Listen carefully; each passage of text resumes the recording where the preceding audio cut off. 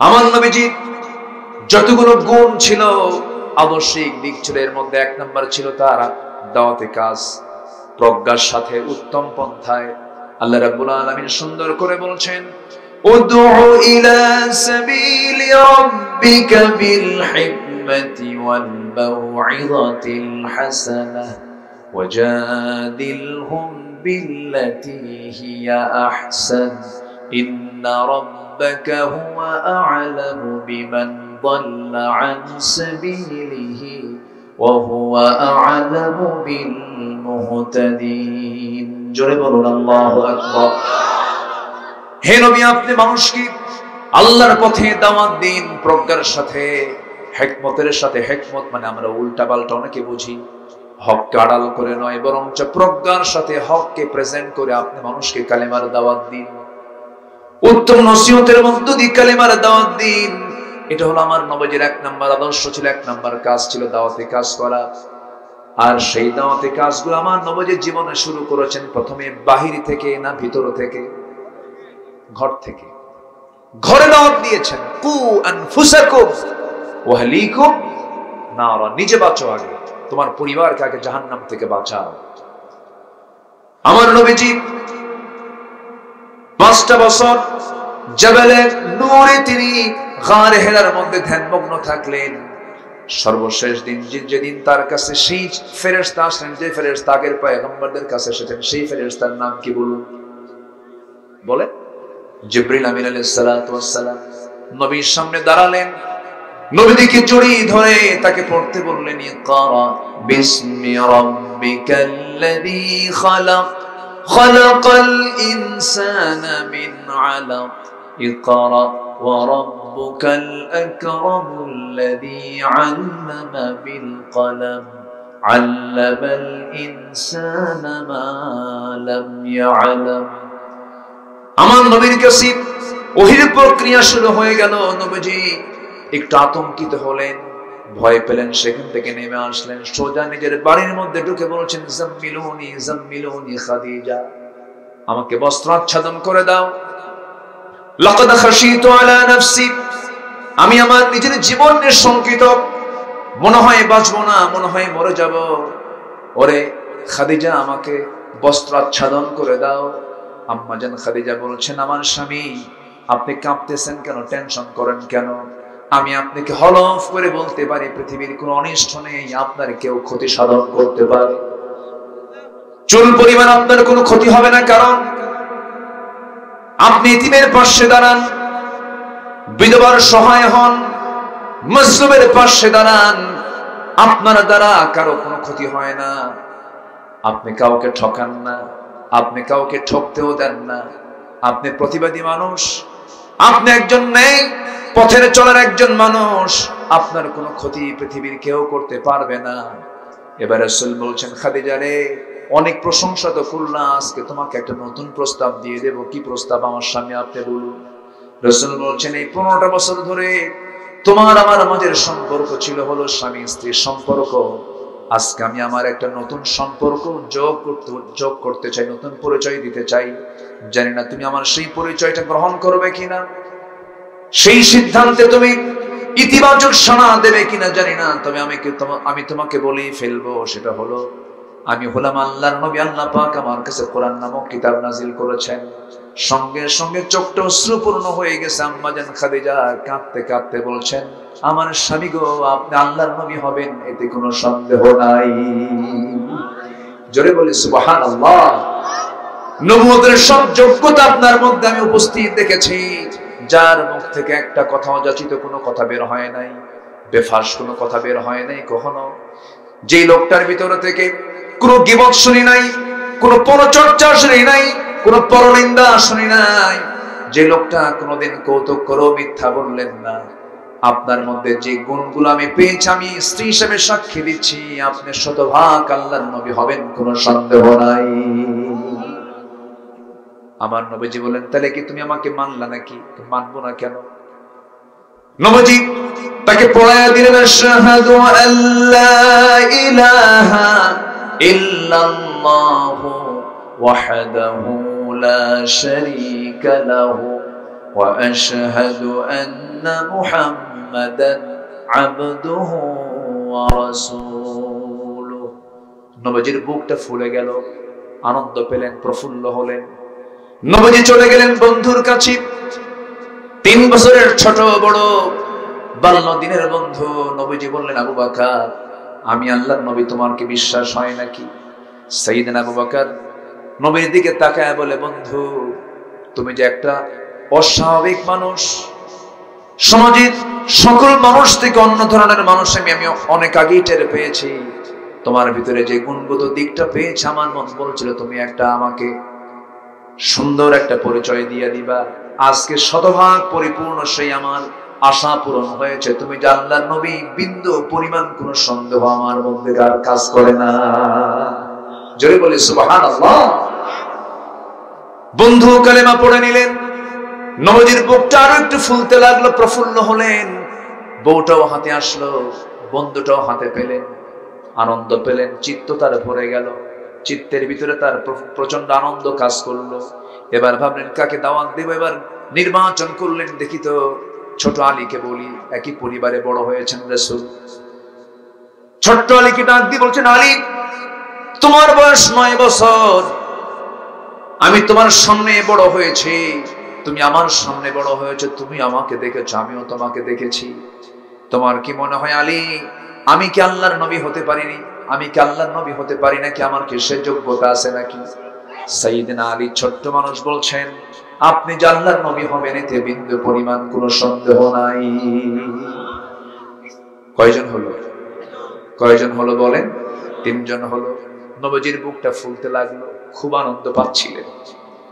দাওয়াতের সফলতায় খুব আনন্দ ফিল করছিলেন তিনি। কিন্তু যেই সময় আমার নবীজি যখন তার ঘরের সঙ্গে ঘর লাগানো আবু লাহাবকে যখন বলে ফেললেন, চাচা, আমি আল্লাহর পয়গম্বর, আপনার কি বিশ্বাস হয় নাকি? আবু লাহাব কয়, মুহাম্মদ, তোর কি মাথা খারাপ নাকি? খেপে গেল, রেগে গেল।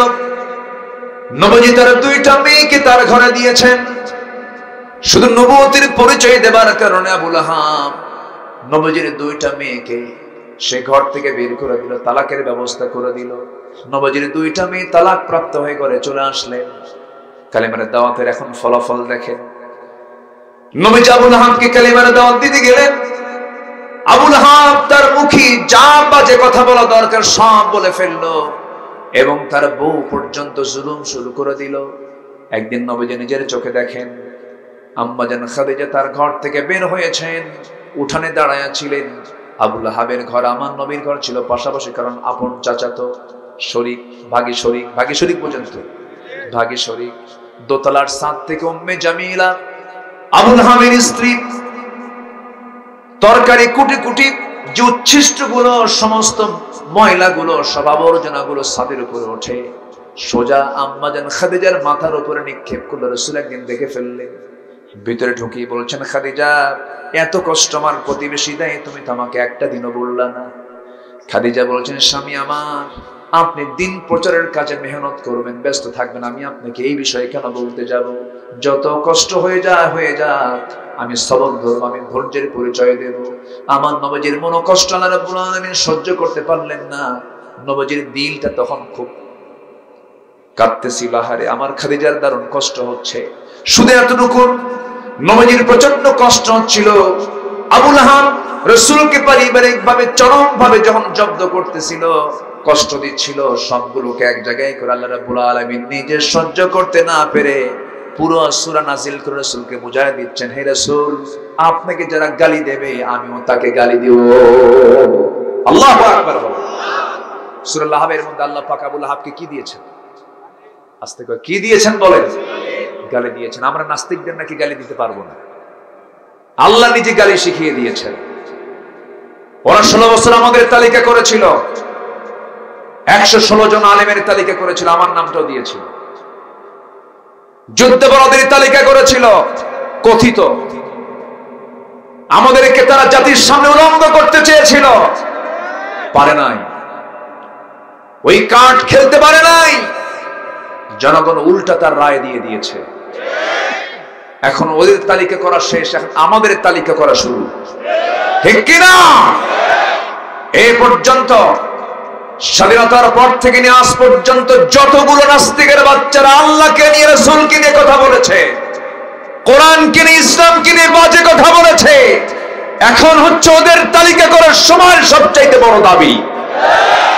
ওদের তালিকা করতে হবে, ধরতে হবে, ঝুলাতে হবে, ঝুলায় মেরে রক্ত মাংস হাড় হাড্ডি কুত্তা বিলাই দিয়ে খাওয়ানো দরকার। রাজি আছেন কারা কারা? হাত উঁচু করে দেখান মুসলমান।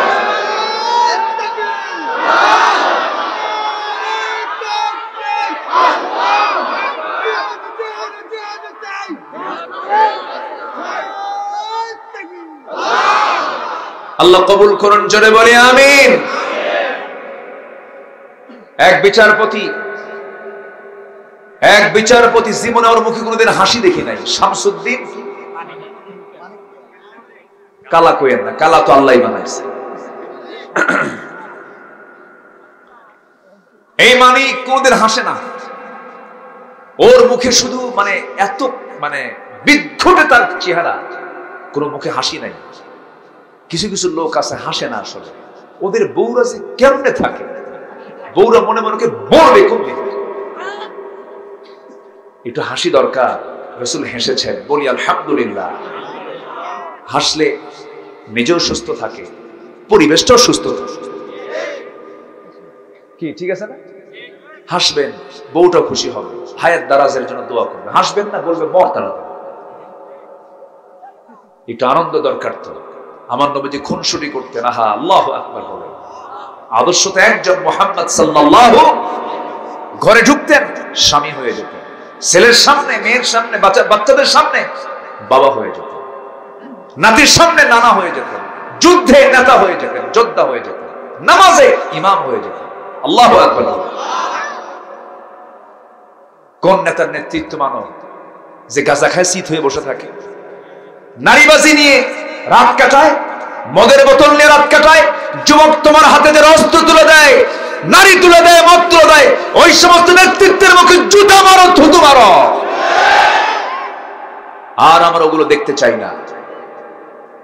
ওগুলো তোমরা মোকাবেলা করে নবীর নেতৃত্ব সমাজে চালু করো। সবাই রাজি আছো তো? সবাই রাজি আছো তো? আল্লাহ কবুল করুন, জোরে বলি আমিন। এই মানিক আল্লামা সাঈদীর ব্যাপারে বলেছে, আমি নিজে তার রায় দিয়েছি, প্রাউড করে বলতো। কই তোমার সেই প্রাউড গেল কই? সে চলে গেছে পালানোর জন্য সিলেট। ওখানে তো টের পায় নাই যে ওখানে শাহজালালের যোগ্য উত্তরসূরি কিছু বসে আছে। ও তো টের পায় নাই শাহজালাল কিছু বসে আছে ওই জায়গায়। পালাতে নিয়েছে, পারে নাই। মোটামুটি যেদিন কোর্টে হাজিরা হবে, ভালো আপ্যায়ন করেছে, একদম বিশেষুদ্ধ আউট করে দিয়েছে। যা, ঠিক কিনা? লজ্জায় মাথা নিচু হয়ে যায়। একটা দেশের শীর্ষস্থানীয় ধনী পালানোর জন্য রাস্তা পাচ্ছে না, মাথার চুল কালো বানালো, নবীজির সুন্নাত দাড়ি সুদ্ধা কাটলো। জানেন না আপনারা? দাড়ি কাইটা, হ্যাঁ, নৌকায় চড়ছে, বন্ধু একখান নিয়ে রওনা দিছে, বন্ধু তো ধরা খাইছে। আইনমন্ত্রীকে পুলিশ ধরে কয়, স্যার আপনাকে চিনছি, চলেন থানায় চলেন। আইনমন্ত্রী কয়, আমি একা যাবো নাকি? আমি কি একা আসছি এই জায়গায়? আমি তো জামাতের সাথে আসছি। কিসের সাথে? জামাত ছাড়া উপায় আছে? এই জামাত ছাড়া উপায় আছে? তাহলে আইনমন্ত্রী কি, আমি কিসের সাথে আসছি? জামাতের সাথে আসছি। কে? কই যে বসে আছে, কে মাথার চুল কালো, মুখে দাড়ি নাই, লোকটা কে? ভালো করে দেখো, ওটাই দরবেশ। জি, তাই না? এখন কোথায় বসতে বলবো বলেন তো? কোন উপায় তো আমি দেখতেছি না।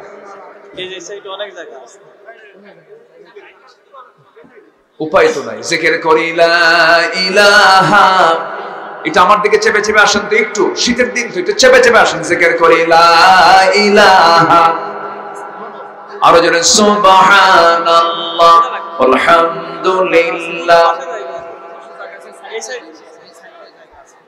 এই যে আমার বামে কিছু জায়গা এখানে আছে পর্যাপ্ত, যে একটু হরকত করেন, বরকত পাবেন। জিকির করে লা ইলাহা, আরো জোরে লা ইলাহা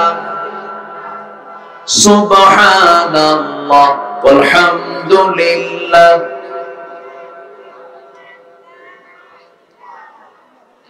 লা ইলাহা ইল্লাল্লাহ মুহাম্মাদুর রাসূলুল্লাহ সাল্লাল্লাহু আলাইহি ওয়াসাল্লাম। আমার দিকে তাকান প্লিজ, আমার দিকে এখন তাকান। সম্মানিত ভাইয়েরা, সম্মানিত বন্ধুগণ, আমার নবীজির দাওয়াতি কাজে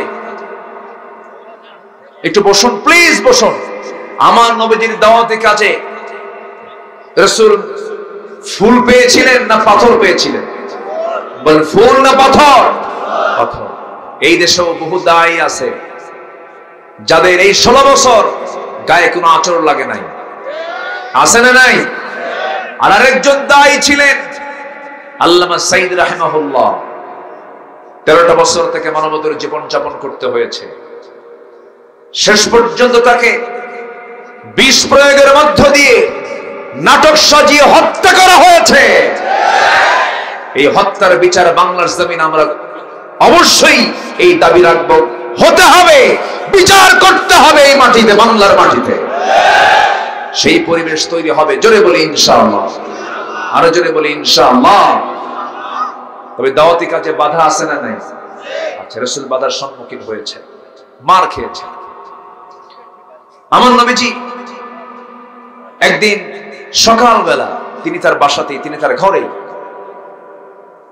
সাইয়েদনা আবু বকর সিদ্দিক রাদিয়াল্লাহু তাআলা আনহু তিনি কাবা শরীফের দরজার সামনে গিয়ে ফজরের সময় নামাজে দাঁড়িয়েছেন। উতবা, শাইবা, মুগীরা চড়থাপ্পড় দিয়ে জমিনে ফেলে দিয়া, নাকের উপরে খড়ম জুতা চাপায় দিয়া নাক বোচা করে দিয়েছে। মারতে মারতে তারা ভাবছে মনে আবু বকর মারাই গেছে, কুহাফার সেলার নাই, মৃত বলে মনে করে তারা চলে গেছে। কিছুক্ষণ পর সাইয়েদনা আবু বকরের হুঁশ ফিরেছে। হুঁশ ফিরেই ভাবতেছেন হঠাৎ করে এই অতর্কিত হামলা, না জানি রাসূলকে তারা কি করলো। সোজা চলে গেছেন নবীর ঘরের সামনে, দরজার সামনে দাঁড়ায় বললেন, ইয়া রাসূলুল্লাহ, দ্রুত দরজা খুলে দিন, আমি আবু বকর। দরজা খুলে গেছে। রাসূল বলছেন, তোমার নাকটা রক্তাক্ত কেন, কি হয়েছে? হুজুর, সিজদা দিয়েছিলাম, নামাজে দাঁড়াইছিলাম, উতবা সাহেব আমার নাকটা বোচা করে দিয়েছে। মক্কার হাওয়া ভালো না, দাওয়াতি কাজের কোনো পরিবেশ নাই। এই মুহূর্তে চলুন আমরা মক্কার বাইরে চলে যাই। আউটসাইডে চলে গেলেন। রাসূল তাকে নিয়ে চলে গেছেন। রাসূল ব্যস্ত হয়ে পড়লেন, আমার আবু বকর বুঝি মারা যাবে, রক্তক্ষরণ হচ্ছে। উটের দুধ খুঁজলেন, পেলেন না। মেষের দুধ খুঁজলেন, পেলেন না। সামনে একটা ছাগল পাল পেলেন, ছাগল পাল। রাখালকে পাশে দেখলেন, রাখালকে ডাক দিয়ে বলছেন, রাখাল, একটা ছাগি কি দেওয়া যায় নাকি, কি করবেন? দহন করবো দুধ, আমার বন্ধুর রক্তক্ষরণ হচ্ছে, খুব মুখার হবে। রাখাল বলছে, মন খারাপ করা যাবে না, আমি দিতে পারবো না, কারণ এই ছাগলগুলোর মালিক আমি নই, আমার আমাদের খেয়ানত হয়ে যাবে। আমার নবীজি প্রচন্ড খুশি হলেন এই রাখালের কথা শুনে। মনে মনে ভাবলেন, আহারে, এই মরু অঞ্চলের এই একজন রাখালের মধ্যে ঈমান নাই, কিন্তু ঈমানের গুণটা আছে, আর আমাদের ঈমান আছে কিন্তু ঈমানের গুণটা নাই। আমার নবীজি এবার বললেন, রাখাল শোনো, বড় কোনো সাগি দিতে হবে না, ছোট্ট একটা সাগি তুমি আমাকে দিয়ে দাও, আমি এতেই খুশি হয়ে যাব। ছোট্ট সাগি তার হাতে দিয়ে রাখালটা মুস্কি মুস্কি হাসি মারে। আমার নবীজি 2 পায়ের ঠিক মাঝখানে সাগিটা নিলেন। সাগিটার পিছন দিকে 2 পায়ের ঠিক মাঝখান বরাবর ওলানে হাত দিলেন, বিসমিল্লাহ বলে ফু দিলেন। গোটা ওলানটা দুধে ভরপুর হয়ে গেছে। নবীজি বললেন, রাখাল, আমাকে একটা বাটি দাও। পাত্র দেওয়া হলো। দুধ দহন করছেন রাখাল মুহাম্মদ সাল্লাল্লাহু আলাইহি ওয়াসাল্লাম।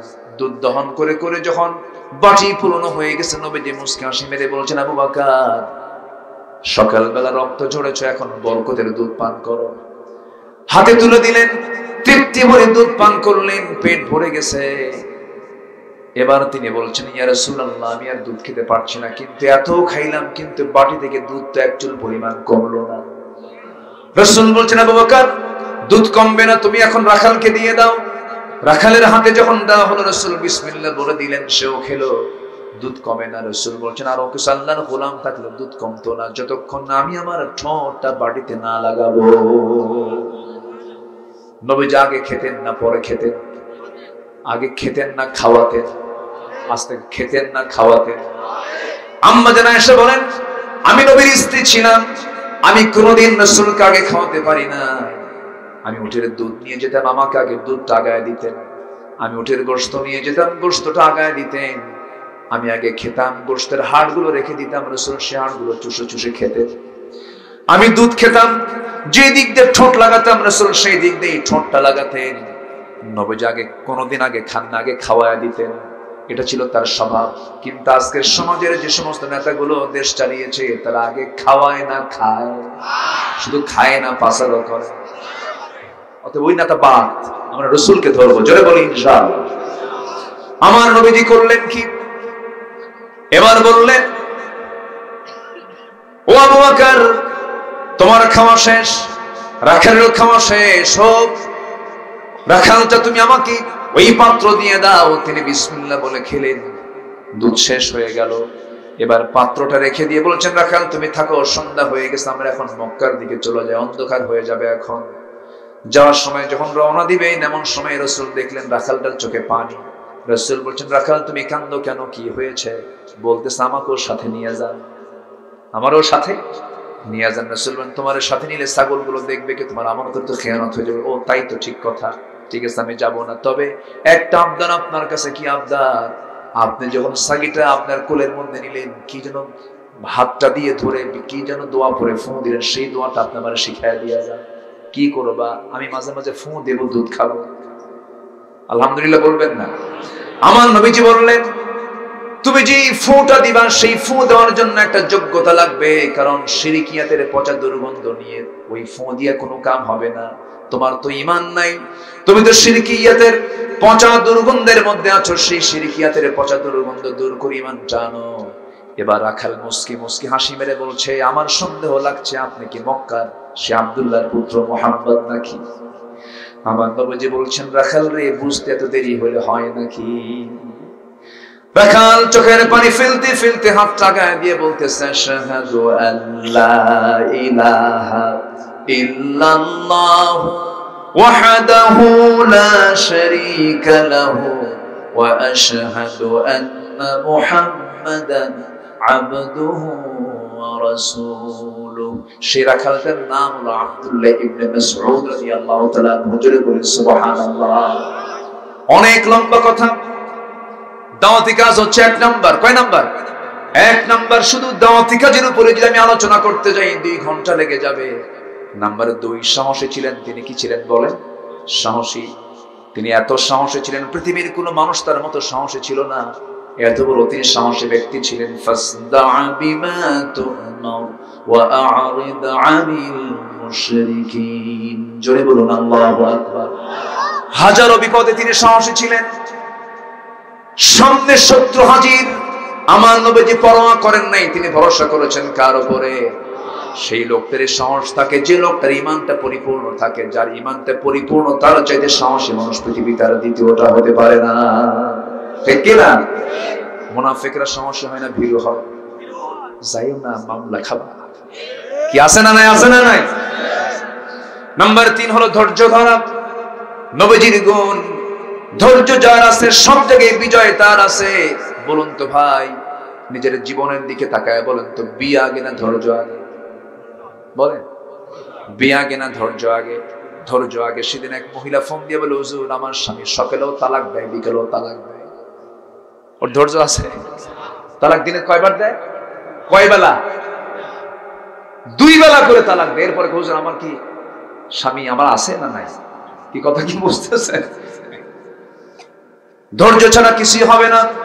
বলুন তো সবাই, বেশি ধৈর্য ধরবে কে? স্বামী নাই স্ত্রী? অনেকে চুপ করে হুজুর কিচ্ছু খাবো না, বউকে দায়িত্ব দিবে। আমার বন্ধুগণ, ধৈর্য যার আছে সফলতা তার আছে। এই পৃথিবীর যত পয়গম্বর ছিলেন সব ধৈর্যশীল ছিলেন, ধৈর্যের পিরামিড ছিলেন। আমরা ধৈর্যের পরিচয় দেব, জোরে বলি ইনশাআল্লাহ। নাম্বার 4 হলো পরিবারের প্রতি দায়িত্বশীল রাসূল ছিলেন, আমরা পরিবারের প্রতি দায়িত্বশীল হব। নাম্বার 5 হলো আমানতদারিতা, তার মধ্যে 16 আনা ছিল, আমরা আমানতদার হব, ন্যায় বিচারক হব। নাম্বার 8 হলো এতিম নিকটাত্মীয় প্রতিবেশীর প্রতি সদাচরণ আমার রাসূল করেছেন। আমরা এমন ধরনের চরিত্র আনবো আমার দ্বারা যেন প্রতিবেশী কষ্ট না পায়, আমার দ্বারা যেন কোন এতিম আত্মীয় কোন কেউ যেন কষ্ট না পায়। নাম্বার 9 হলো আল্লাহর বিধানের প্রতি শর্তহীন আনুগত্য করতে হবে। নাম্বার 9 হলো আল্লাহর জন্য দ্বীনের কাজে কঠিন পরিস্থিতি সবর ধরতে হবে। এটা আমার নবীদের এই সমস্ত গুণগত দিক ছিল। নাম্বার 11 হলো ঈমানের পথে অবিচল থাকতে হবে, ঈমানের পথে অনড় থাকতে হবে। ফাস্তাকিম কামা উমিরতা, ঈমান এনেছি, ঈমান নিয়ে থাকবো, প্রয়োজনে শহীদ হব, বাতিল শক্তির কাছে মাথা নত করব না। ঠিক কি না? নাম্বার 11 হলো, নাম্বার 12 হলো আল্লাহর প্রতি তাওয়াক্কুল করতে হবে। যারা তাওয়াক্কুলটা পরিপূর্ণ, ছমাইয়া তাওয়াক্কাল আলাল্লাহ ফাহুয়া হাসবুহ ওয়া তাওয়াক্কাল আলাল্লাহ ওয়া কাফা বিল্লাহি ওয়াকিলা। যে ব্যক্তি আল্লাহর প্রতি পূর্ণ তাওয়াক্কুল রাখবে, তার কোনো চিন্তা নাই, তার দায়িত্ব কে নেন? আসতে বলবেন না, কে নেন? নাম্বার 13 হলো কাজে কর্মে পরামর্শ করব, একা করব না, পরামর্শ করব। পরামর্শ নামে একটা সূরা আছে, যে বান্দা একা কাজ করতে যাবে সে ভুল করবে, পরামর্শ করবে রহমত পাবে। জোরে কান সুবহানাল্লাহ। মজলিসে শুরা আছে না নাই? আচ্ছা, মজলিসে শুরা লাগবে, শুরা ছাড়া কোনো কাজের বরকত নাই। নাম্বার 14 হলো বিনম্র হতে হবে, বিনয়ী হতে হবে, ক্ষমাশীলতা থাকতে হবে। আমরা ক্ষমা করতে জানি, প্রতিশোধ নিতে জানি না। রাসূল তা শিখিয়েছেন। ওরা যে আচরণটা 16 বছর করেছে, আমরা সেই আচরণ তো করতেই পারি না, কারণ কেমনে করবো? রাসূল তো মানা করে দিয়েছেন।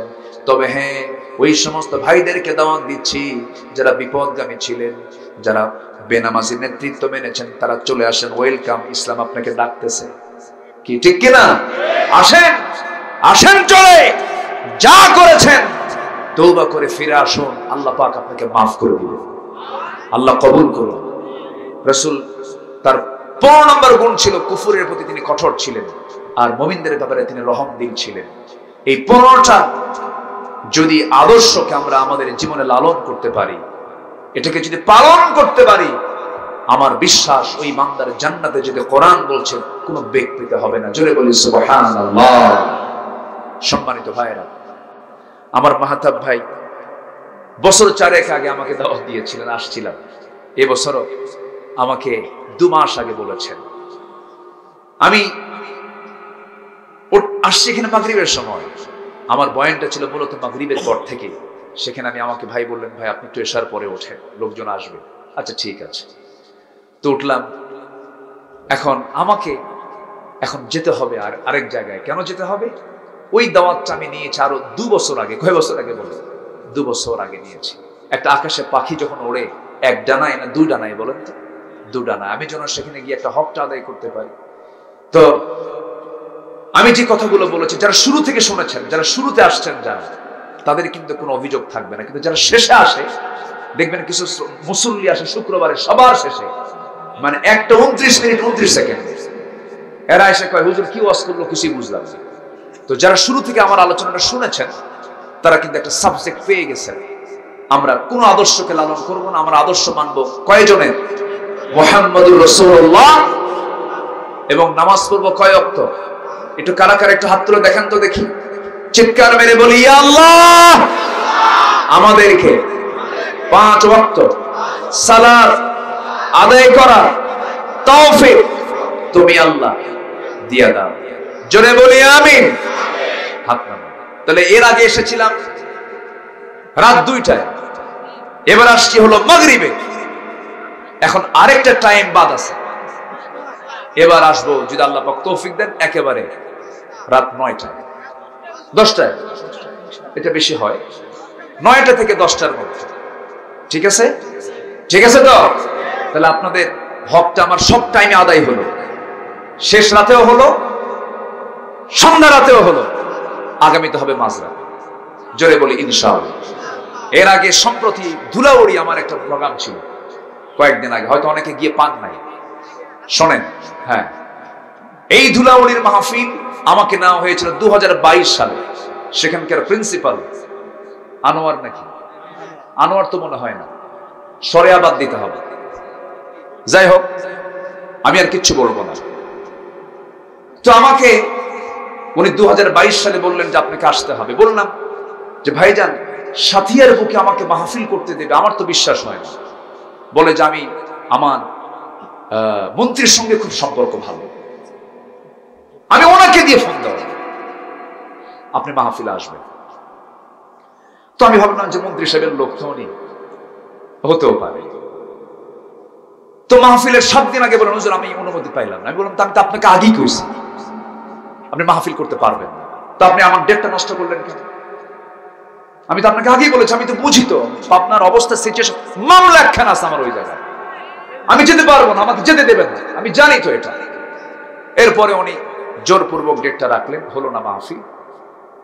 2023 সালে আমাকে ফোন দিয়ে বলেন হুজুর এবার আপনাকে আবার আসতে হবে। আচ্ছা ঠিক আছে, করেন যদি করতে পারেন, কিন্তু আমি তো আপনাকে সময় দিতে পারবো। আপনার মাহফিল কয়টা পর্যন্ত? সারা রাত। তাহলে আমি শেষ রাতের দিকে আসবো। হুজুর আপনি শেষ রাতেই আসেন, 2টার দিকে আসেন। সেদিন 2টার দিকে আমি মাহফিলে এসেছি, আমার ওয়াজ করার মানসিকতা নিয়ে এসেছি। আমার সঙ্গে যে অমানবিক আচরণ করা হয়েছে, যে চিত্র আমার সামনে চিত্রায়িত হয়েছে, আবু জেহেল হার মানিয়ে যাবে সে।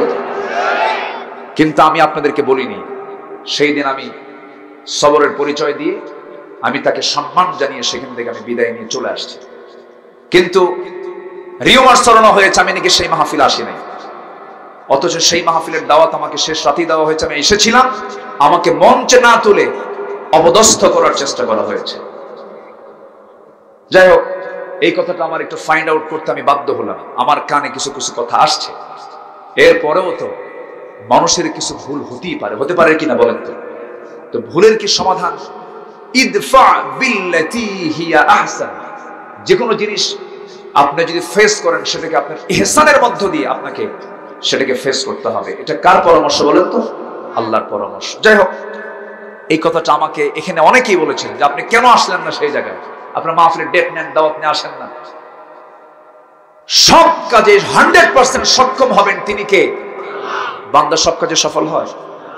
আমাদের সাইকেলের কি গাড়ির চাকা সমস্যা হয়, কুয়াশা হয়, একটা মাহফিল থেকে আরেকটা মাহফিলে যেতে কষ্ট হয়, জ্যাম লাগে। ঢাকার এক প্রান্ত থেকে গাজীপুর থেকে যাত্রাবাড়ি যেতে এমনও সময় লাগে যে 8 ঘন্টা 9 ঘন্টা রাস্তায় আসি, মাহফিল শেষ, এরকম জ্যামা পড়ে যায়। জানেন না আপনারা? জানেন তো এগুলো। এই যে ধরেন এলেঙ্গা, কি বলে, এলেঙ্গা থেকে সিরাজগঞ্জ রোড পর্যন্ত এটা একটা মরণ ফাঁদ। একবারও যদি কোথাও রোড অ্যাক্সিডেন্ট হয় মিনিমাম 7 ঘন্টা 8 ঘন্টা। আপনি মাহফিল করবেন কখন? হয়ে যায় এরকম। কিন্তু আমরা যদি অসুস্থ হই, বিশ্বাসও করে না হুজুর আবার অসুস্থ হয়, মানে আমাদের কাছে রোগও আসা যাবে। আমাদের যদি বাপ মরে যায়, হুজুর বাপ মরছে ভালো কথা, ডিপ ফ্রিজে থুয়ে দেন, মাহফিল করে থুয়ে দেন, এই একটা সিচুয়েশন। যাই হোক, আমি কিছু আবেগতাড়িত হয়ে কিছু কথা শেষের দিকে বলে ফেলেছি। দেখা যাক ইনশাআল্লাহ, ওটাও শেষ রাতে। দেখি যদি কুয়াশা না থাকে আসা হবে, ঠিক আছে? কুয়াশা যদি না থাকে আসা হবে। এই রাতে এই এলাকায় সারা রাত ব্যাপী মাহফিল গুলো হয়, ভালো, আলহামদুলিল্লাহ। তো সবার কাছে আমি দোয়া চাই, সবাই আমার জন্য দোয়া করবেন তো? জি, গাফার ভাই দিয়ে দিন, নিয়ে আসেন। আর হলো যারা নতুন পরে আসছে, কিছু ছেলেপেলে ব্যাগ নিয়ে দাঁড়ায় আছে, যার সময় জি, যারা পরে আসছেন, যারা একটু যদি ব্যাগ ট্যাগ যায়, আমরা সবাই একটু দেওয়ার চেষ্টা করব। পিছন থেকে যারা আছে ভলেন্টিয়ার যারা আছেন, তারা একটু সামনের দিকে যাবেন। আর আমার মনে হয় দিকে আমার গাফার ভাই চলে আসবে, আমি আর সময় দিতে পারছি না। জি, একটু জিকির করেন, সুবহানাল্লাহ, আলহামদুলিল্লাহ, লা ইলাহা, আরো জোরে, লা ইলাহা,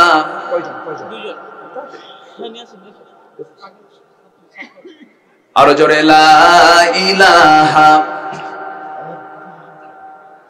উনি বরাদ্দ করুন, গাফর ভাই দিয়ে দিবেন, দাড়ি পাকাওয়ালা মানুষ, বরকত হবে বেশি। জিকির করে, লা ইলাহা, লা ইলাহা ইল্লাল্লাহু মুহাম্মাদুর রাসূলুল্লাহ সাল্লাল্লাহু আলাইহি ওয়াসাল্লাম। একটু মেহেরবানি করে বসুন। আমি কিন্তু বলেছি আপনাদেরকে আমার পরে যিনি কথা বলবেন আমার চেয়েও জ্ঞানী মানুষ, যোগ্যতা সম্পন্ন মানুষ, আমার তো ইলম কালাম তেমন কিছু নাই, অত্যন্ত চমকপ্রদ তিনি কথা বলবেন। এই আশাবাদ কামনা করে আমি আমার কথা এখানে শেষ করছি। আসসালামু আলাইকুম ওয়া রাহমাতুল্লাহি ওয়া বারাকাতুহু।